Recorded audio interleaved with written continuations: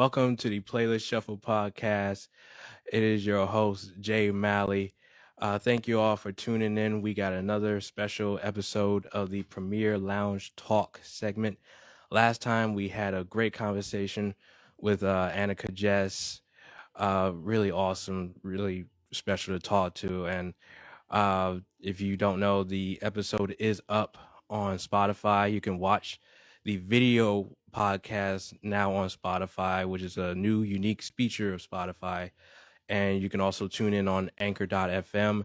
And also you can check out our new YouTube channel. So that episode is up and going right now. So do me a favor, when this show ends, you can hop on this IG page and click on the link tree and click on YouTube and click that subscribe button for me. But now we're going to get rolling. We're going to get started. We are going to introduce our special guest here for tonight. Just like Annika Jess, she is also my classmate for this music supervision course that we are taking online. So I'm very glad she's taken the time to pop in and just have a good chillaxing talk. And so, ladies and gentlemen, without further ado, I will introduce you to Julia Porter. Hello, Julia. Hello, how are you? Good. How you doing? I'm doing well, thanks. Thank you so much for having me. How are you? No problem. Thank you for being on here. I really appreciate it. Yeah, absolutely. Can you hear me okay? Oh yeah, I can hear you just fine. Can you hear me? Yes, all good. All right, cool. All right, well then let's just get the ball rolling. So, first of all, just want to ask you, how'd you enjoy this past class? I can't believe it's almost over. I can't believe it either. Bye. I really enjoyed it. Yeah, definitely. The first week or two, it felt like we were kind of like finding our pacing, and Ryan was like playing with the order of the class a little bit, and I was like, do we write in the Zoom chat? Do we not write in the Zoom chat? Like trying to get a lay of the land. But especially last week, we had a big presentation last week, and I just felt like it was so supportive and like truly the best vibes. And I've really enjoyed the class for sure. Absolutely. That was one of my favorite classes, to be honest. I mean, I just love that kind of assignment, and we're gonna get into that a little later. Okay. But yeah, so just like, is it this Wednesday that's gonna be our last class? Yeah. Oh my God. So if y'all don't know, we started this class back at the end of April, and I knew it was supposed to be like 10 to 11 weeks of class, but time just flew by real quick. We just had special guests and special assignments and lessons and everything. Couldn't be more happy to take this course for sure. And this is through the UCLA extension programs. So, man, it's just the best. But, Julia, thank you again for coming in, and just go ahead and take the time to explain who you are and what is your background. Sure. So my name is Julia. I am from Portland, Oregon, which is where I currently am talking to you from. I guess I think my background in music starts at like a very young age. My grandma was a piano teacher. And so some of my earliest memories were like sitting on her lap at the piano and just like plunking away on the keys. We just I just saw a home video where I'm like 2.5 and she's playing songs from Mary Poppins, and I was singing along, and I was like, how could I do like I think it just was always like a huge part of my life and my childhood. So I was had a really fortunate experience of just being exposed to classical music at a really young age. I got to go to some Oregon Symphony concerts, and it was just something that was really important to my grandparents and my parents. So I started playing the oboe in 5th grade band, as you do. Oh, nice. Yeah, and I played oboe throughout high school. I was in a youth orchestra. I continued that into college, but I realized that I did not want to be a performance major. I thought about maybe doing the conservatory route, and it just didn't feel like quite the right fit. So then I started getting interested in arts administration and like trying to think about how I could stay in this world without having to be a professional oboist or, musician. And that kind of, in staying in the orchestra realm, I had some internships at summer classical music festivals in Portland. There was Chamber Music Northwest. And then I also worked for the Boston Symphony Orchestra at Tanglewood, which is their summer home. Wow. And then kind of along the way, I like explored theater a little bit. I had a theater internship in New York right after college. And then I was hired on by the Boston Symphony Orchestra to join their orchestra management team at the very start of the pandemic. My first day of work was March 16th, 2020. So they had canceled 2 weeks of their concerts, and they were like, "We're still gonna have a summer season." They did not. Like, it was like, the very naive times. So I worked remotely for them for the first like 5 months through that summer of 2020, and then it was a really tough time for nonprofit art institutions, and I was laid off, and I was so devastated at the time because it felt like my career was about to start and then it was like halted.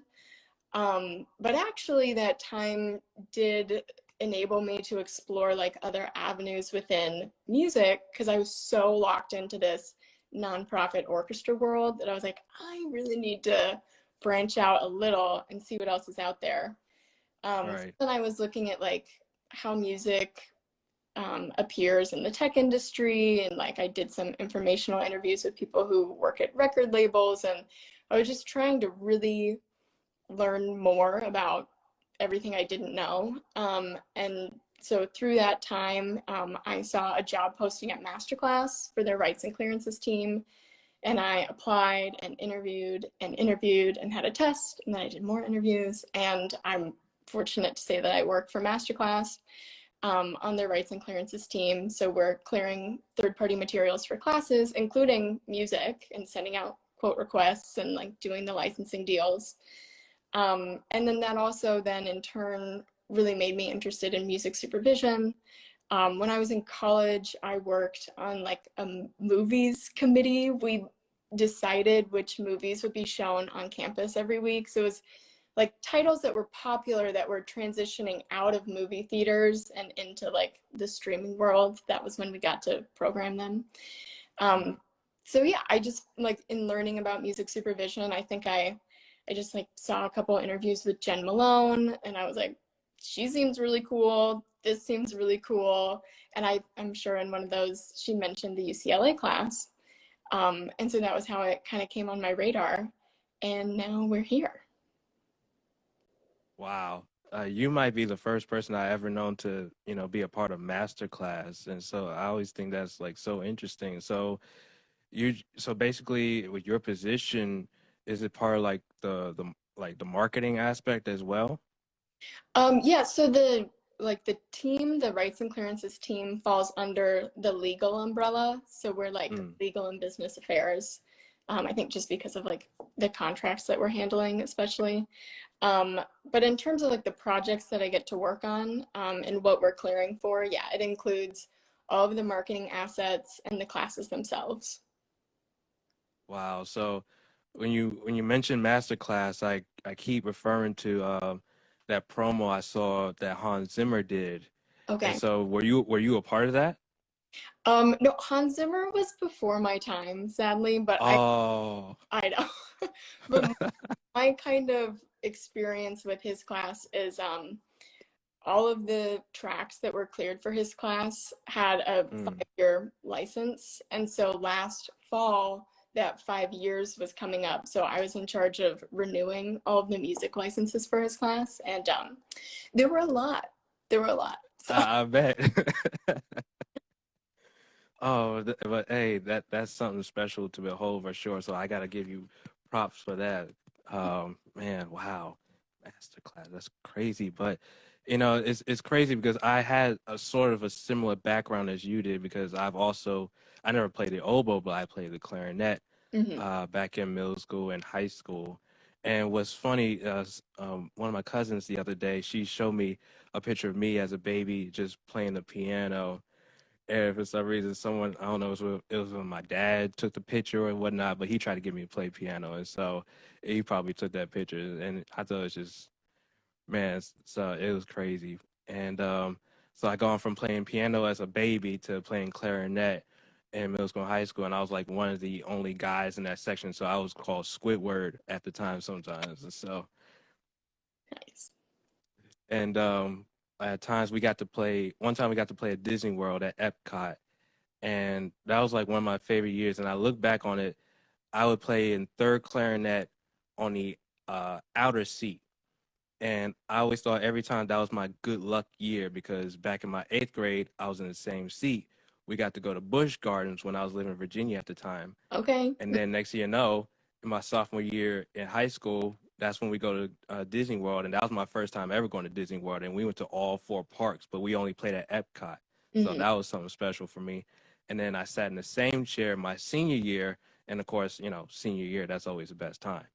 And so that always brought me good luck for me. So at times I would kind of mess up my scales a little bit on purpose, wink, wink, just to get me in that chair. So I never mind sitting in third or second section because I always like to be playing the backup. I always like to sing the backup section of the music. Yes. But The most interesting. you remember some of your favorite selections that you played as an oboist? Yeah, well, so I was trying to think about like if we ever did any like film music, and my Mm. senior year of college, we did play Hedwig's theme. Um, Oh, that whole year, we had a big tour at the end of the year where we went to Norway, which was really cool. And wow. was I can't remember if it was like part of our normal concert or I think it was one of the encore selections. And I think it was just like a great piece because even though there would have been a language barrier with the audience, like Right. pieces in particular is so universal that it's like everybody, Mm. you're gonna hear the opening notes and know exactly what it is. So yeah, that was really great. I also have very fond memories of playing um, the Tenderland Suite by Aaron Copland. I feel like Wow. that well known. But I really love that piece. Copeland's one of my favorite composers. I also played the Billy the Kid Suite in high school and have really fond memories of that. Um, and then as far as like symphonies go, I really love playing Berlioz's Symphonie Fantastique and Sibelius Symphony Number 3.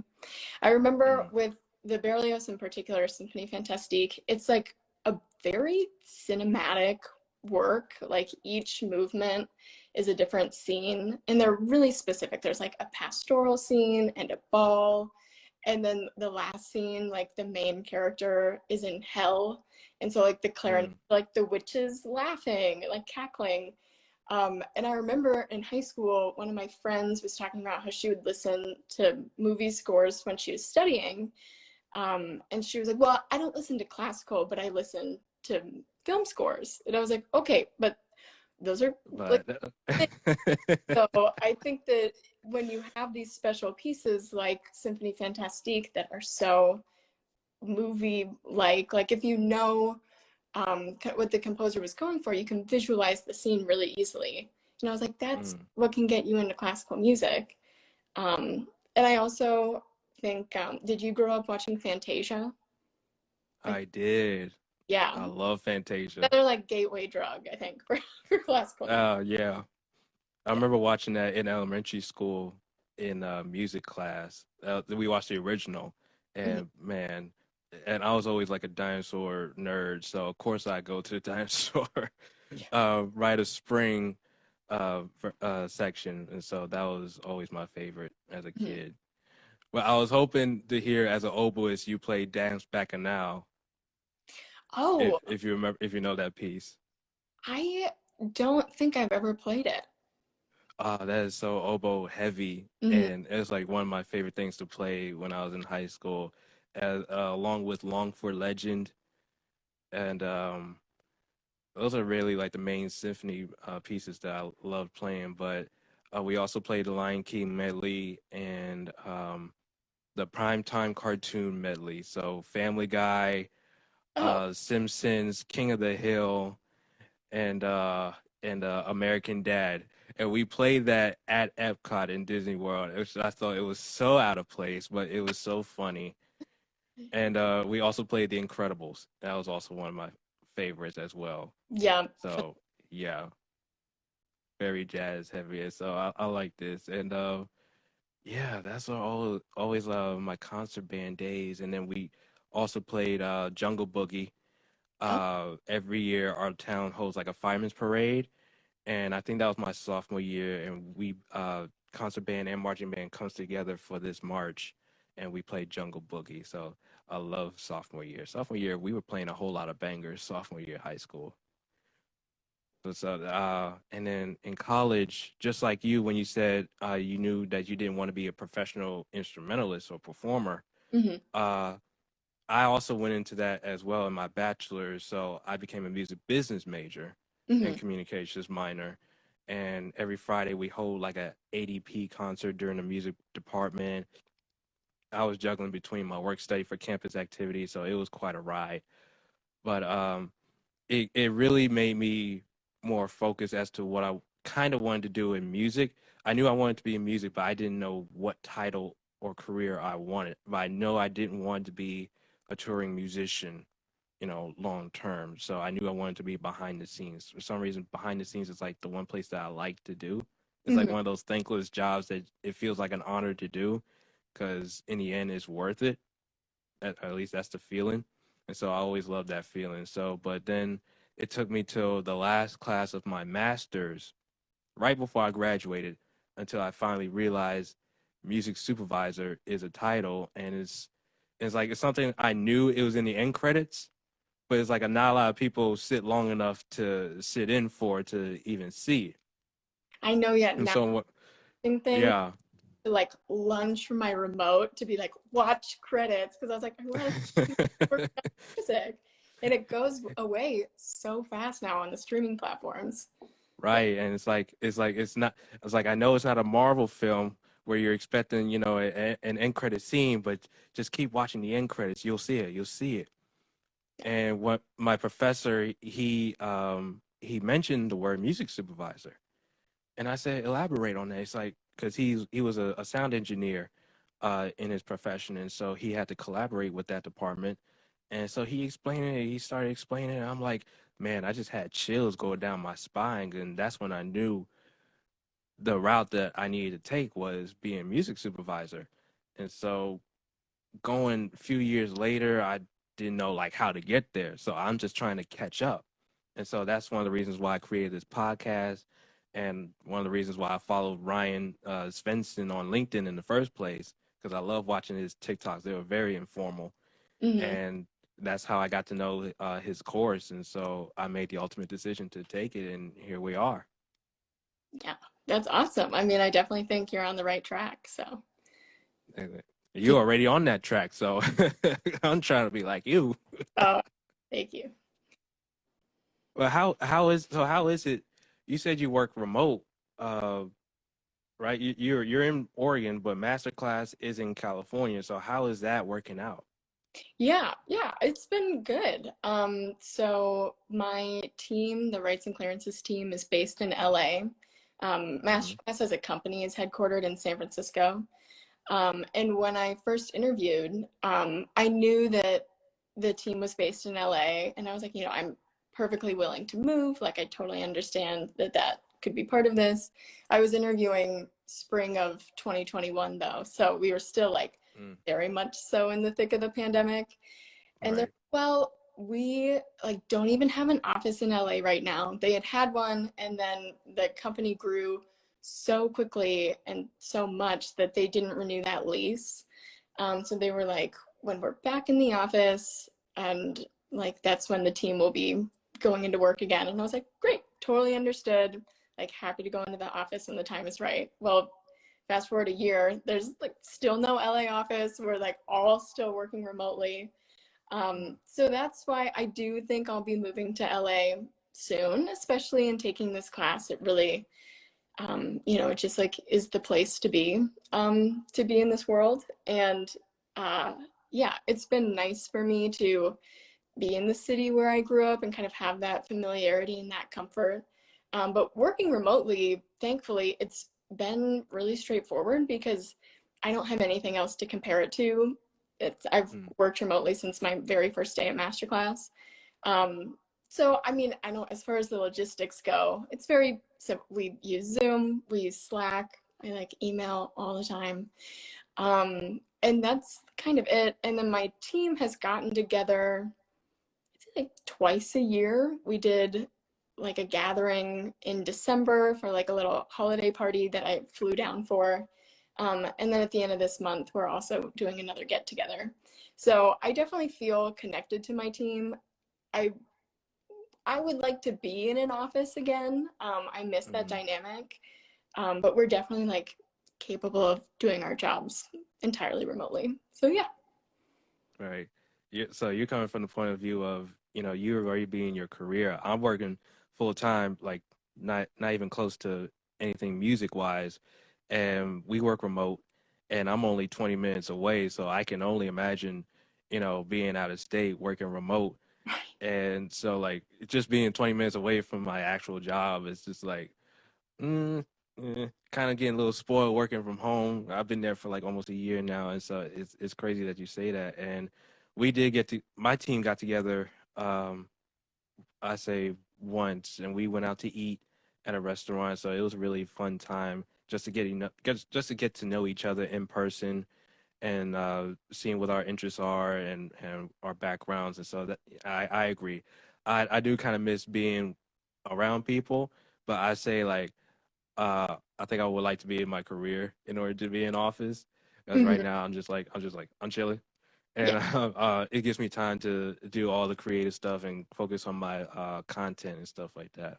Hmm. But still, that's really awesome that you're in masterclass, and even though you're working remote, you're still working, and I'm sure in turn like you're gonna go to LA and gonna just keep smashing it like you are now. Thank you. Thank you. No That's problem. the dream. So. Well, then let's get into some music and film. So, I would like to ask you if there was a movie or series that you remember throughout your life that basically gave you the confidence to be within the music industry. Would you name? Do you have a name, or do you remember what film or TV series? Hmm. Um, that's a really good question. I remember like as far as performing music, I would I was really cognizant of stories that I'd heard of other people who were like, "Oh, I had this one moment and I knew." Like at every time Mm-hmm. I was on stage in high school, I felt like I was waiting for that moment to happen where I'd be like, "Oh, it happened. Now I know exactly what I want to do with the rest of my life." I think the closest I got to that was when I was playing Symphony Fantastique. I loved that piece. I loved playing the oboe part. Kind of similarly, I was third oboe on that. There was, yeah, principal and assistant principal, and then I was sitting third. And it actually gave me a chance to really listen to everything that was happening around me. And I'm guessing that was like the similar experience you had. Mm-hmm. So that was like the close, I kind of like tiptoed right up to the line of being like, oh, I want to be a performer forever. And I was just like, oh, I want to do music forever. So that was like one moment of clarity kind of for me personally with music. But as far as like watching a movie or a show and being kind of wowed by it, I think what's coming to mind is really just movie musicals. I grew up with Mm-hmm. so many movie musicals, and I also love live theater and seeing musicals on the stage.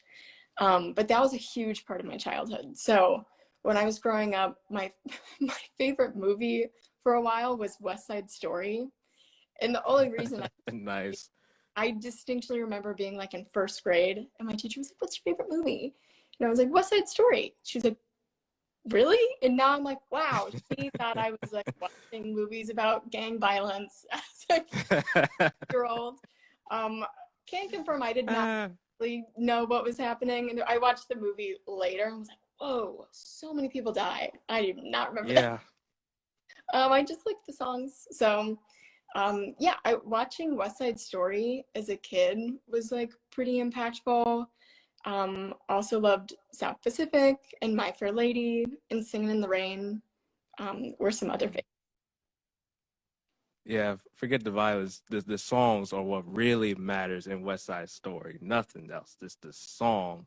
Yes. I remember watching that movie back when I was in freshman year, and we actually watched it in class. And so I don't think I've ever seen it since, but I tried to go see the Steven Spielberg remake.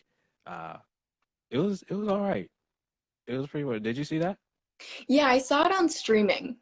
So I didn't see it Mm, in theaters, but I thought gotcha. Rachel Zegler was phenomenal. Mm, So, great.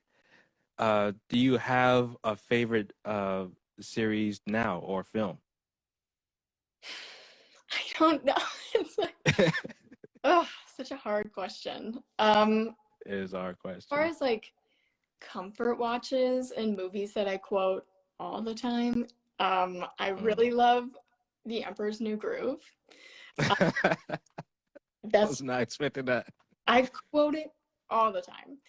And then I really enjoy like The Devil Wears Prada and You've Got Mm, Mail. And as far as like music kind of coming into these movies, I feel like it's not like a huge part of the first two. Although Suddenly I See being the opening for Devil Wears Prada is pretty iconic.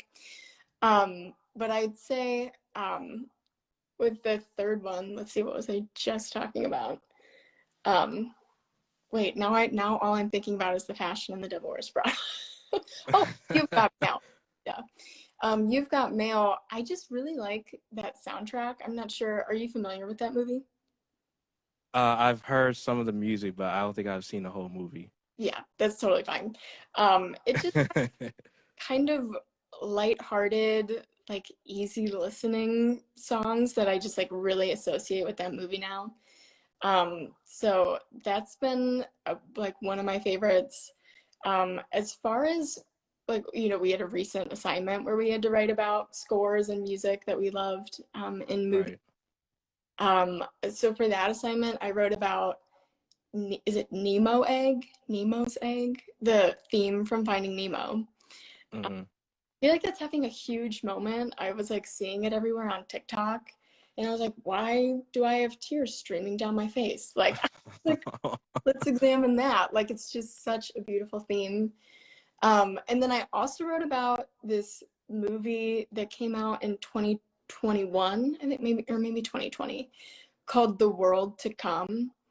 It Mm, is a super depressing period drama that takes place in like the 1800s, but the score is really unique. It's by this guy named Daniel Blumberg, and he's like mm. a British artist. It was his first film score, but he's also like a visual Wow. artist and a musician. I'm to be totally frank, I'm not familiar with any of his other work. But this score is like really sparse and rustic. It has some beautiful clarinet lines if you're interested. And it just I like appreciate that. yeah, for sure. It just like fits the setting of the movie so well. Um, so that's been like a recent fave. But the movie is so sad. It's so sad. Mm. So Finding Nemo is kind of like the balm, I would say. Got you. Got you. And talking about like I see on the comments period drama, I got a show called The Last Kingdom. It's Oh, on Netflix. And my gosh, and it's based on a character that actually existed during like the Viking era, Uhtred Ragnarsson. And of course, this is the medieval times, is where Vikings are taking over. And but my goodness, the music is just, it takes you into that world.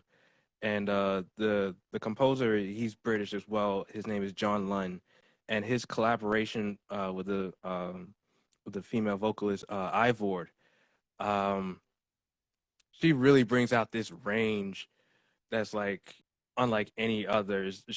Her pitch can go so high, and she can trill her vocals. It's almost like it turns you into a Viking as well.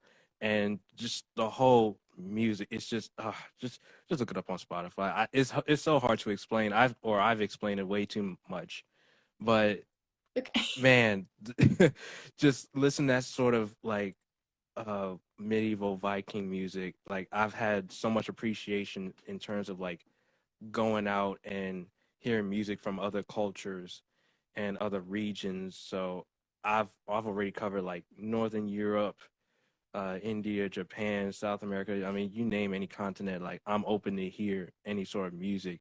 And I think The Last Kingdom really had a really effect on my fluidity in terms of music genre and the cultures behind it. And so, doing the research behind that, I talked about in one of my previous episodes. It really just opened my eyes so much. And if you, see, I like this comment. If you like The Last Kingdom, check out any album from Hai Lung. Yes, I've heard of Hai Lung, and I cannot name any songs right now, but I've heard some of their music and live performances, and I loved it. It's just so I don't know how it's so authentic. That's the word. It's so authentic. Just give them a listen, and it's really awesome what they do. Their production, everything, and so that's just my opinion. Yeah, And check that out. It was and dark. yeah, for sure, and it does get a little dark. Okay. Just watching the show, but I always believe in like music telling stories, and so you don't just listen with your eyes, but you gotta listen with your ears and mind as well. That's always my belief, and so. But in terms of talking about an assignment that we have for class, let's go back to that presentation. I went back and watched the recap of the video of our Zoom, and I really liked the choice that you had. Explain what our project was and the music choice that you went with. Okay, sure. Yeah, so definitely like our biggest project for this class was we were given a scene from The Matrix. And there's a YouTube video, it's like the lobby shootout scene. And there's a YouTube video where somebody took out all of the music from the scene, but they kept the dialogue and the sound effects and everything. And so our professor tasked us with acting as the music supervisor and putting music into the scene from pre-existing like popular music or scores. So I didn't admit this in class at the time, but like to be totally honest, I had never seen The Matrix before. Um, and I know it's like a huge touchstone movie, and I have since seen most of it. I still have to finish it. There's a lot of slime in that movie, and I had to kind of get past that, but it's fine. Um, Right. so I actually, at first I was like kind of embarrassed because I was like, oh my God, I've never seen The Matrix before. But then I actually think it was kind of an asset because I had nothing to compare that scene to. Thank you, Anika. I see that you have also never seen Matrix. That makes me feel better. So in approaching the scene, when the assignment was introduced to us, our professor was like, okay, there's like you could interpret this as having kind of two parts within the scene. The first is when he walks in and everything's calm and he's going through this little security area. And then the second part of the scene is when the shooting happens and like backup forces get called in and it's like this huge blowout. And the way that Ryan talked about it at first was he was like, oh, maybe the opening of the scene is like kind of unassuming and lighthearted. And then the Hmm. second part is like this really big shift and it gets intense, which I totally understand. And I think that's like a valid interpretation.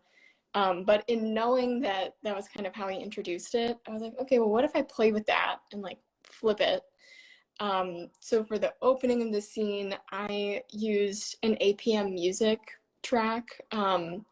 And it was, I think it was like hard to hear probably when I was presenting, but it was just like Yeah, a it very, was. yeah, it was like an ominous, low, like pulsing beat kind of. And I Hmm. wanted to have it replicate a heartbeat and like build tension at the beginning. And then Neo like reveals his trench coat of guns, and he punches the security guard and there's slow-mo, and then as the guard falls to the ground, I thought it would be fun to play Dancing Queen by ABBA. There it is. Yeah.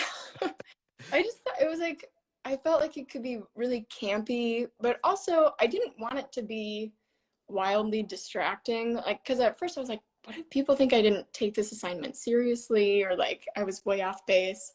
But I watched the scene a lot and I played it with Dancing Queen in the background. And I just felt like it was actually really symbiotic. Like there were a lot of moments where the lyrics were kind of riffing off of the fight choreo that was happening. So I shared the beginning of the song, you know, it was like Friday night and the lights are low, looking out for a place to go. It was coinciding with Neo like low on the ground, looking for a pillar to hide behind. And I was like, that's kind of like, Right. it works in this weird way that I don't think you would expect. And it just got me like really excited about the scene. I think in real life, clearing ABBA's music is a nearly impossible task. So it was kind of a dream to like pretend that that could happen. But I had a lot of fun with that assignment, and that was my interpretation. Yeah, for sure. And when I was looking back on it, I said I always love, even in like scenes like that, you can be a little, a little campy. And with your approach as far as the lyrics goes, I thought it like went really well. And like you said, it was symbiotic, especially with the lyrics. And so I really love the approach that you had, and the mindset that you took towards this scene, because yeah, they're shooting. I mean, it's a shootout in this whole lobby, and that's majority of the scene. But here you have this dancing queen going on. But if you listen carefully, you can pick out like the lyrics just correlating with whatever's happening at this moment. And so that's the interpretation that I like, and that's why I love doing this project so much. And like um, I think I told Annika this either last week or maybe I told Ryan. But one of the things I love doing in my spare time is taking a scene and just putting random music behind it. So say I take I always refer to Lion King, but the Stampede scene, I always like to mix I don't know if you're familiar with Lacrimosa. I always love to edit that with the Stampede. And so when we had this assignment, I said, "Ooh, okay." And this was a challenge for me because I don't really remember the original Matrix that much, and so I didn't really have much to go off on. But I only went with the time era as to when this film came out, and the style of the music. You hear that little um techno vibes going around, and that was like at the start that we're reaching into techno. So kind of like blue was it Eiffel 65 blue song. So it gave me that kind of feel, and so I'm just asking myself, well, what this film came out in like 1998 or 1999, so what other film came out around that era, and what could I correlate that to? And that just led me to choose the song "Tank" by Seatbelts from Cowboy Bebop. And I literally just, I took this song not really expecting much, because the editing towards that, it was just like stressing me out. And especially at the end, I was like, I ain't probably going to get like any sort of reaction to this. I don't know how they're going to feel. I know Ryan's a music head and he'll probably know if it's edited or not, but it turned out the other way. And so that was always like, that was really fun with that assignment for sure. Yeah, and I'm glad that we had the opportunity to do some presentations, because I think it's one thing. Also, I was thinking too for Ryan, like to read about music is different than hearing music. Um, Right. so I just thought it was like I was really disappointed that our guest was unable to attend, but it gave us time to hear more presentations, you know. Um, and everybody went in a different direction, and I thought all of them worked, like all of them. It was amazing. I liked your, Exactly. yeah. Thank you so much. The way like this, I love the support that we have for each other. Like I felt like we were really trying. I think we were just like getting to know each other like pretty well at this point, Hmm. Um, but like the amount of support that we had in the chat and all the like the critiques and everything, especially from Ryan, but from our classmates, I thought that was really special. And so I didn't really mind not having a guest speaker at this time. I thought it was like, it's a time for us. We need a little time just for us, and I think we have really a special moment for sure. Yeah. Yeah, I think you're right. It definitely all worked out the way it was supposed to. Right. And I do have a question here. With that being said, is there like a specific score or track used in a film or TV series that you would like to maybe discuss a little bit and interpret if you have one in mind? Yeah, sure. I mean, I think just because it was top of mind because of that previous assignment that we talked about. Are you a fan of Finding Nemo? Like, do you want to talk about that theme? We can talk about it. Okay, nice.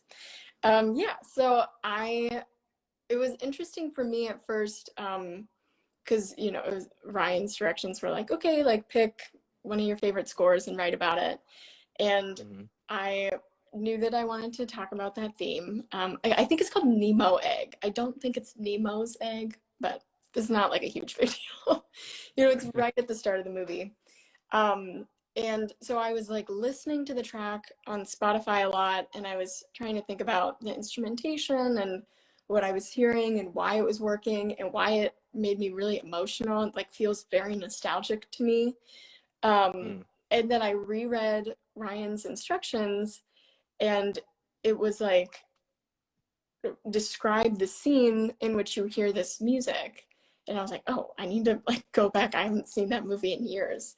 And that was like, it just really kind of brought it over the ledge for me and made it, um, it just kind of clicked in a way, I think, because seeing it in the opening of the movie, I was like, oh, this makes sense why it's hitting me so deeply, because you hear it right after the like barracuda attack. Um, Right. and it's like Marlon and Marlon's wife. I don't remember her name. Cora? Is it Cora? I think it was Cora. Yeah. Okay, I think. Yeah. something like that. They're like looking at all their eggs, and there's this like really traumatic attack. Um, and then Marlon is kind of piecing together what's happened, and he's like so lost and sad, and the movie's very dark.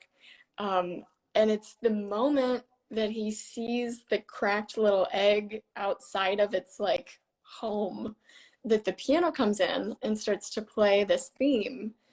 Um, and so I thought, of course, that was like perfect timing. I'm sure that the composer worked like very closely with the director and the animators to make that happen. Um, and then as it kind of swells, that's when you get the title credits, and the moon is like reflecting in the ocean. And I was like, oh, this works so well. Like it just all came together. And I was like, of course, you need to see the music within the scene to kind of experience all those parts coming together at the same time. And I hadn't had that for a while because I was just listening to it. Um, and yeah, I kind of had a moment to, let's see, is it okay if I pull it up? Do you want me to play a little bit of it? I was just playing it, and I thought I'm gonna play it once this episode uploads. Mm-hmm. So those can tune in, can hear it clearly and stuff like that. But I'm listening to it now. But you're right. This is a very emotional piece. A lot more emotional than I remember because I haven't watched this movie in a long time. But um, just you pointed this out, this track alone. Oop. Sorry. My bad. Lost you for a minute. Your props Um, variously. just listening to this track and you pointing it out, I think it's really great for you to have that sort of ear like that because um, back when I was a kid, it wasn't something that caught my attention much, but hearing it now and hearing you explain it, it again just widens my ears and my eyes and my mind. It just takes me, to that experience that this movie, well, Pixar in general, they always start off with emotion. They always start with a bang. And Finding Nemo is no different. I'm sure people were crying once the Barracuda attacked and ate his wife, and just having that sort of score play over. By the way, the composer, for those who don't know, is by Thomas Newman. Shout out to him. Um, and you're right, the track is called Nemo's Egg, and just bringing out the emotion. I'm sure the producers, the director, and the composers, like you said, worked together. They collaborated, and they just found a way to stick to their stick, just having this emotional reaction out of the audience, visually and musically. And so I like how you point that out, for sure. Yeah, yeah, thank you. There's a moment, I think it's around like the 30-second mark or something, where the strings in the background are swelling on these chords, and it's like, they get louder and then they get softer. Um, Right. I think is still carrying the theme, like that's kind of the focal point. Um, Exactly. Felt when I was listening to it, I was like, oh, those strings like ebbing and flowing paired with the animation of being underwater and looking up at the moon reflecting. It realized that it made me feel like I was being brought into Nemo and Marlin's world. And I think that's what makes it unique. Because when I think about like music that is kind of encapsulating the ocean or something, I always think about like my experience with the ocean, which is almost always being on shore. It's like waves are crashing over you, and it's like a much more energetic um, feeling. But what's so unique about this theme, like I said, is it feels like it really like draws us in and underwater, and like the ebbing is like, the water when you're I don't know, saying the word water so many times, but like when you're on current feels very different than when you're on the surface. Um, Right. and it was as I kept listening to this track and then watching it with the animation, I was like, oh, I think I think that's it. Not that there's a right or wrong when you're listening to music, but it helped Right. for me. It helped kind of explain why I was feeling what I was feeling because I really felt like it was just this moment where we could be reflective and kind of brought into this world that we haven't really experienced before as the audience. Um, Mm. That's all. That's an awesome interpretation, and I agree. This music does flow like water. Like it does take you inside into the ocean. And one word I like to describe this as luminous because it does match not only with the ocean and the water, but also like you point out that moonlight that reflects off the water, and so you get that gloomy, starry moon type effect within this score. And like you said, like the piano carries it, but the strings, back it up. And I always refer to when I believe, yeah, when Hans Zimmer made that MasterClass promo, the one thing he says that with music is like you have a question and then you have like a response mhm. or something like that. I'm paraphrasing.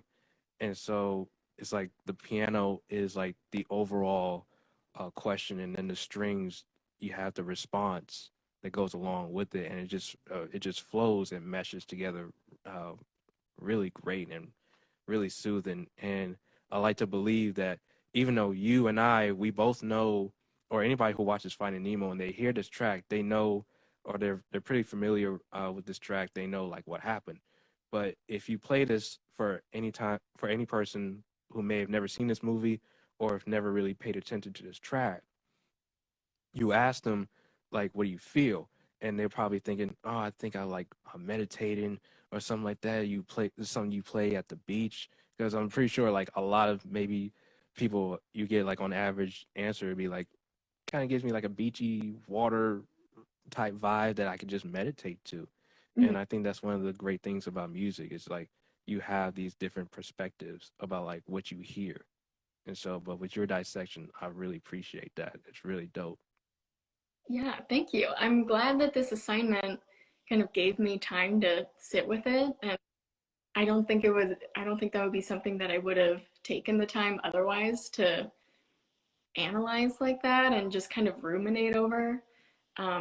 So yeah, that was really neat. And it makes me want to watch the movie again because I'm sure this theme comes up in other moments, but I've never Right. watched it like listening that intently and waiting to hear the theme again. So I'm excited to like experience something new with this movie that I've seen many times. So yeah, there's like always something else to discover. Yeah, indeed. And I'm sure if I were to like, I'm pretty sure I can edit this over like, let's say like the Lion King clip. I always like to edit over the Lion King, and I just play it during I don't know Mufasa's death or something like that. Hmm. And I'm sure it would it would give it like some sort of flow, or maybe when Simba talks to Rafiki, Hmm. there's water in there, so anything like I find that just flow and give like a unique perspective out of. I think that's like the best thing within this business, and maybe I could, if you can agree with me on this, but it's one of the biggest like motivations within our passions to even be in a behind the scenes of clearing music and licensing music is that we can see and hear how this flows with this visual project. Hmm.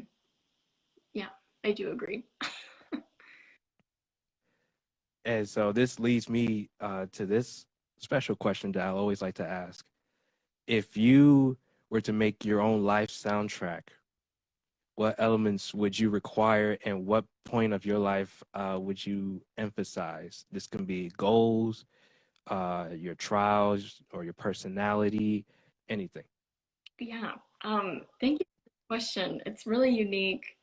And when I was listening to Anika's episode, I was like, I don't know where to start with this. Like, because I was like, oh, like maybe I would focus on my childhood, but also like my present feels much more pertinent and relevant, of course, to my life now. And like, who's to say what'll happen in the future? And so I was really trying to think about it, and I had a moment where I thought about the play Our Town by Thornton Wilder. Did you have to read that in school? I didn't. Okay, that's fine. I had to read it for. We like read it out loud. It wasn't like a homework assignment. Um, Mm. and I haven't revisited it since. But I remember my teacher crying when we got to the end of the play, and it was like 8:30 in the morning, and I was like, why is she crying? Right? Like I was like, but then I realized that kind of like the main crux of this show in the second half, and I might get a couple of these details wrong, but it's basically like the characters that we've met at the start of the story have now like passed away, and I think this scene's like taking place in a graveyard, and one of them is sort of given this like magical act of being able to revisit a single day in their life.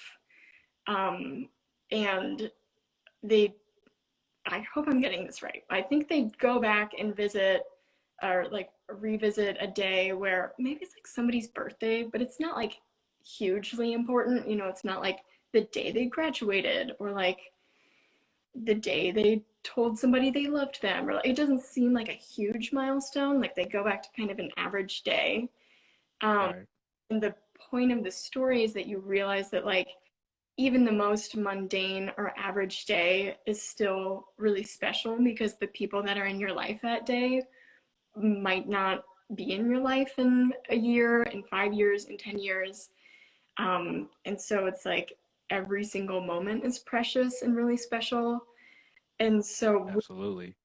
plays into a playlist for me is I think instead of trying to overthink it, which would be my tendency, I think I just want to take like whatever music I listened to today. If it was on the radio, if I was actively seeking it out, if it was like Nemo's egg, just things that come up in conversation, I would want that kind of saved as like a moment in time because without overthinking it, it would still be a snapshot of my life right now. And maybe it's not my favorite music in the world, but it's something that I interacted with and might not ever interact with again. So that was kind of my interpretation of it. Yeah, absolutely. And me as well, I would have like, if I had a playlist of my whole life story, I mean, it would be heavy.